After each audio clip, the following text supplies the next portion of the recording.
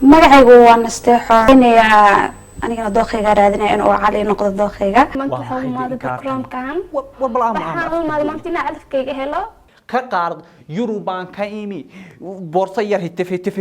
waxaan ka imi maxaan ku radaa Canada boorso yar iyo madax yar iyo garan yar iyo timo yar oo go'ana witir waxaan ka imi Norway witir aniga wax ifahmid shan naagood baan ka keenay ka qaarad mid baan kala baxay kuwii kale meesha in kaaray gaartay war goormaan saa u baana idee hay wax ii sheeg wax ii sharax waxa miyaad garanaysaa waxaas aad u jeedo waa natiijadii burburkii Soomaaliya ka dhalatay waa maxay meeshan lagu baxay waa maxay garan yar iyo suwaal yar iyo gabdho mina Soomaaliya ku luqad Soomaaliga ama gabar sotiyada la raadin jiray oo ninku uu raadin jiray oo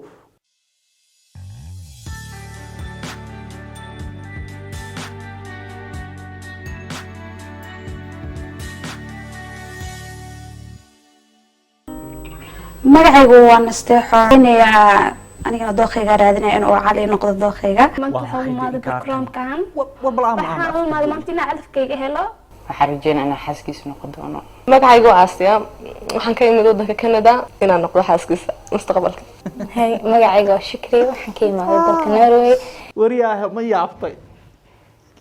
wariyaahe waxaan ma baraankii la sheegayaa mise waa real maxaa laga wadaa maxay uriyahanaga wax aragnay warkaalay ilaa gabdhuhu wax u yeeray waayeen warar mi inta iska aado geel iska dhaqdo hadaan u yeero ma iimaanayaan miyibu ku leeyahay war miyiga makan Afrikaad moodaysaa dabaysha iyo abaartu dishay war meeshan miyiga loo yaqaan xagaas waa dhul evergreen ah oo maxaan ku yiraahdaa inta yaro barafku ka jira mooyaane maxaan ku yiraahdaa waa meeshu waa tuulo gobolladeena u dhiganta weeyaniyo xoolaha wixii la raaci jiray iyo kadeedkii ma ahay wax iskaga jiraan mashiino robot baa u shaqeynaya xoolaha lisayo oo bahalkeynayo oo maxaan ku cuntada waniyo meesha maxamed waa meel soo kuwaydan meesha waxa mid walba waxay u ordayso waa meesha deganee maaragtay nolosha macaan iska qabow qofka kaliisa iska haysato moogta had ka hadlaysanayo warde saaidade hay meesha miya huu bixin marka meesha nolol baa taala dhade war inaad hay laakiin ama miya ha noqoto ama magaalo ha noqotay waa maxay meeshan lagu baxay waa maxay garan yar iyo suwaal yar iyo gabdho mina Soomaaliya ku luqad Soomaaliga ama gabar sotiyada la raadin jiray oo ninku uu raadin jiray oo haddana de gabar guursanaya ma ahe waa tartan baan u gelaya lacalla midba waan ama waa la soo noqonaya ama aan hele wariyaahe war goormaan saa u baana idee hay wax ii sheeg wax ii sharax waxa miyaad garanaysaa waxaas aad u jeedo waa natiijadii burburkii Soomaaliya ka dhalatay wardamay garatay iyagu ceeb ma laha ma garatay laakiin waxa weeyaan Soomaali way islaysay dalkoodii waa baabi'iyeen qabiil iyo wax isku dileen moogtahay iyo dagaal sokeeya la isku baabi'iyay ma fahanti natiijadii ka dhalatay waa dadkii qaxay Yurub iyo Ameerika tagay kuway dhaleen weeyo kuwani maxay ka og yihiin boorta maxaad ku eedan iyaga waliba kuwa Afrika hal mid bay ku dhaamaan waa organic waniyo Yurub soo organic laga jecel yahay dhaqan iyo diin waad aragtaa ka tageen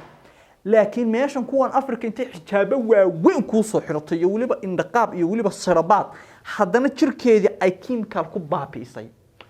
oo markaad aragto ay gubtay jirkeedii waa u dhamaatay iyagoo Soomaaliya jirkoodu wuu nool yahay xijaabka horta tuure koode laakiin at least xogaa jirkoodu wuu nool yahay waa kuwaas laakiin dhaqan iyo diin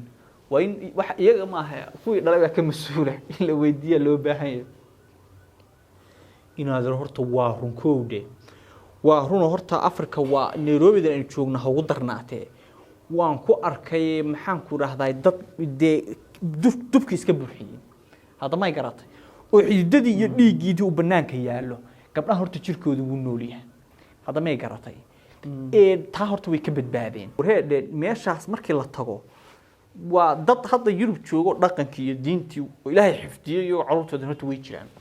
hada ma garatay laakiin dhaqankii Soomaaliyeed waxa halkaas u maraya dhaqankii Soomaaliyeed halkaas u maraya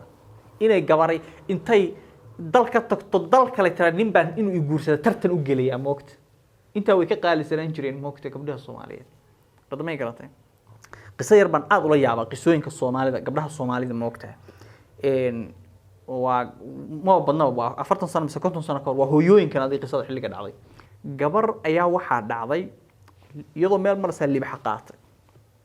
kadibna iyadoo libaaxii sito buu nin ka riday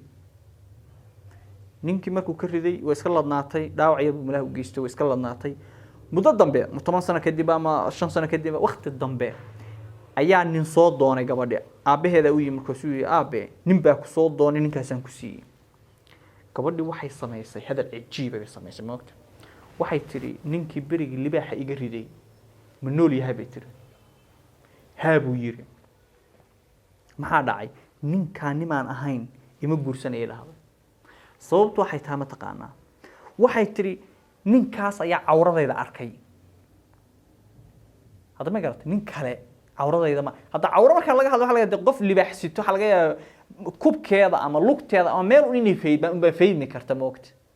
hadda ma fahamsan kubkeeda faydmay ninka arkay ayay gabadhana waxay ka xishoonaysaa nolosha intay ku nooshahay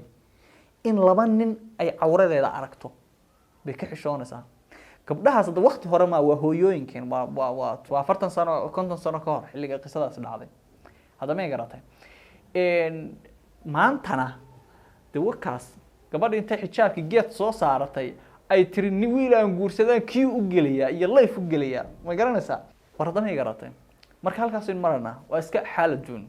iska dulqaad iyo wad sheekada warinaada laakiin waxaan la yaabay haay inaadeer wax ifahansi shan naagood baan ka keenay ka qaarad ka keenay mid baan kala baxay kuwii kale maysan inkaaray garatay ilaa iska tag markaa tira dalka ninka muuse ka baqay inuu mise wuxuu rabaa inuu wada guursado talo dee iska guursado shantaba iska guursado warninka telefoonkiisa baaysan garaacne waxaan leenahay wariyaa in kaartooda ku gabar ka qaarad Eurobaan ka imi boorso yar hitif waxaan ka imi maxaan ku radaa Canada boorso yar iyo madax yar iyo garan yar iyo timo yar oo go'ana witir waxaan ka imi Norway witir aniga ariyay in kaartooda kugu dhicin inaad shantaba iska guurso baan anu ku tarin lahaa shanta yaa u baneeyahay sooti afar ay sheekadu ku ekeed ma dadku muslimiin ahay soo kuwan ma aha surwaal iyo maxaan ku la ordayo iyo garan baan ku yiri iyo madax qaawan diintu ma astur niyo isagu ma dhaama xijaab ma u xiraya xijaabna u xirmaayaan filaya markii hore baa ku soo doortay waran waxaan oran lahaa ma taqaana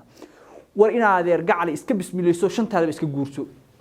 koodi gabdhuhu ama at least maxaad ugu oran lahayd war haay ina adeer eeg xijaabku iyo isku ma xirnee iimaanku waa qalbiga xijaab qofku hadduu ka tago dambi buu ku jiraa ma fahamtay laakiin iimaanku waa qalbiga dadku waa muslimiin anu waxaan oran lahaa war ninka kale xuniyo xabadu kala soo baxayno aragno niyo xad adigu afartigi shanta ugu khasbaysa haduu meeshu Yuruba jooga